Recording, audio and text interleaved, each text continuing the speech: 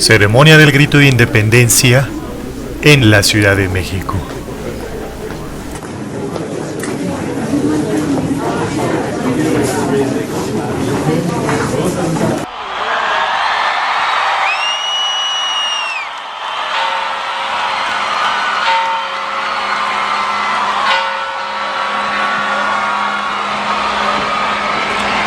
Mexicanos,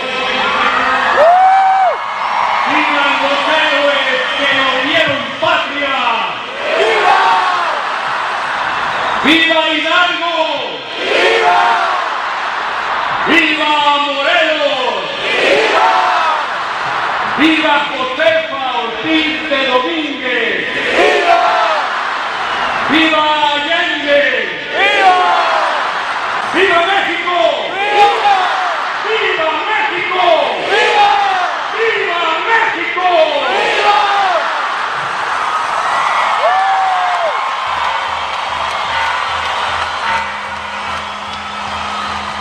México, a finales de la década de los años 60 del siglo XIX, había resistido la intervención de los franceses y contemplado el derrumbe del frágil imperio de Maximiliano de Habsburgo.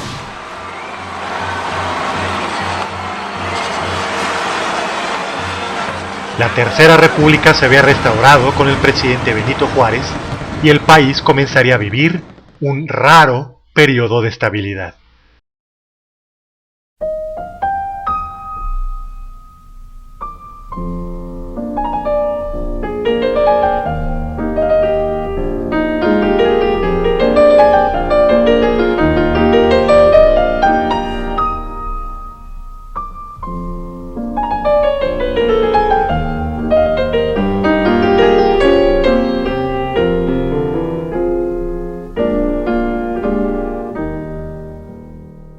Comenzaba también una época de libertades públicas como la prensa libre y de asociación, además de la práctica de una real división de poderes.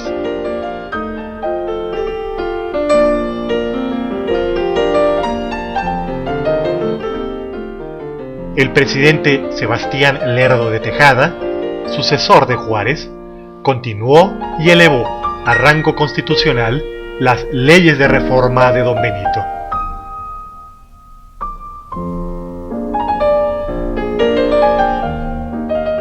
La República restaurada impuso por fin la libertad de cultos, de manera que es comprensible que comenzaran a desenvolverse nuevas formas de pensamiento filosóficos y religiosos que compitieran con la Iglesia Católica.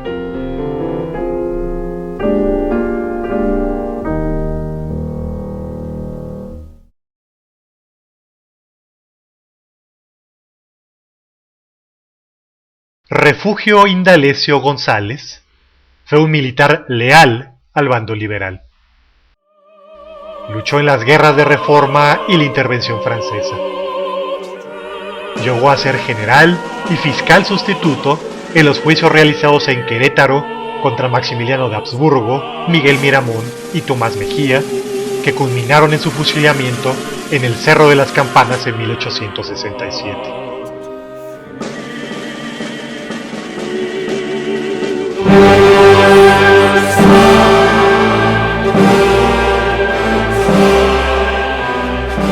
El general Refugio González también se dio tiempo de aficionarse por otros intereses.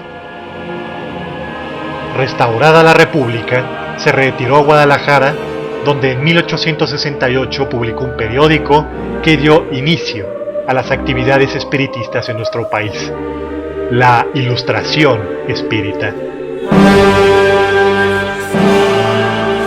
El espiritismo en México tuvo una gran aceptación entre las élites liberales. Su ética y puntos en común con el cristianismo representaron una vía alterna al catolicismo imperante en México. También, como veremos más adelante, representó un sutil adversario en contra del futuro gobierno de Porfirio Díaz, debatiendo con la ideología usada por el porfirismo para justificar las desigualdades económicas y sociales de la dictadura: el positivismo.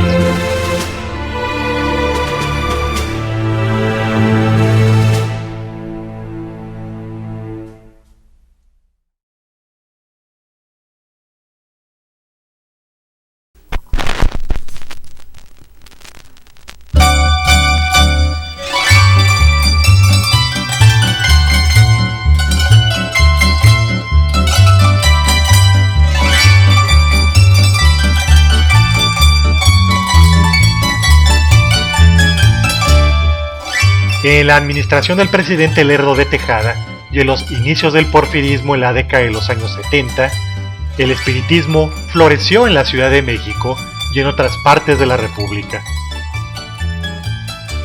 Se tradujeron al español las obras codificadas de Allan Kardec, se imprimieron periódicos y se creó la Sociedad Espírita Central para cohesionar al movimiento y verificar los resultados producidos en las sesiones con médiums de todos los agremiados y evitar en lo posible la charlatanería.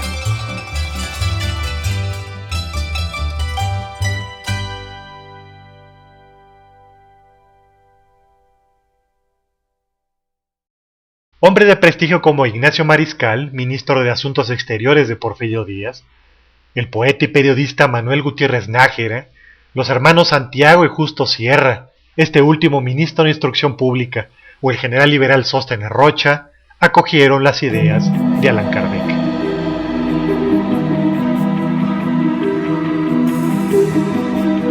...1875 es quizás el año cumbre del espiritismo en México. En la capital de la República se organizaron debates entre católicos, espiritistas y positivistas en el Liceo Hidalgo, que era una agrupación literaria de prestigio, cuyos asociados eran de la talla de Ignacio Manuel Altamirano o Francisco Zarco.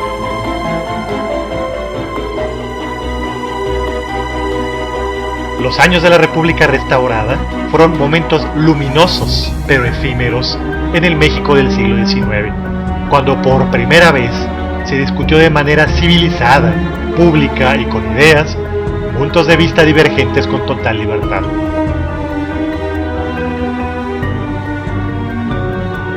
Fueron los primeros pasos en nuestra cultura por abrir espacio a la tolerancia, la pluralidad y la discrepancia de opiniones.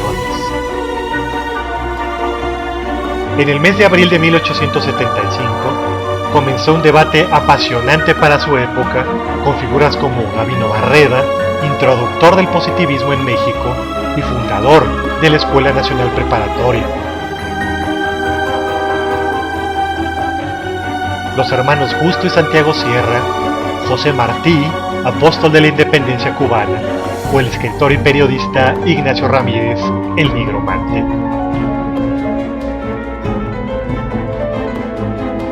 En estos debates, muchas veces los espiritistas se aliaron con los católicos para denunciar el materialismo absurdo del positivismo. Se defendieron de las acusaciones de ser una ideología de locos, creyentes de fantasmas o ilusos. Católicos y espiritistas ofrecían, a diferencia del positivismo, algo más que el método científico, la experimentación o la teoría de la superioridad moral y biológica de las clases poderosas sobre los pobres que expresaba el positivismo darwiniano.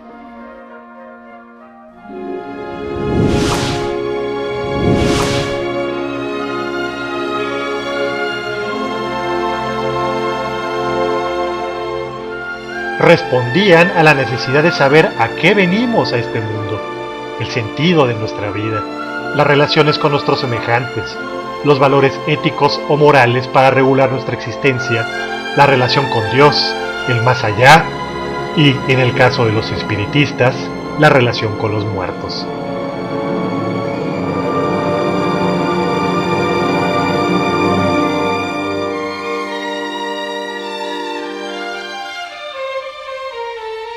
Pero el espiritismo como organización fue flor de un día.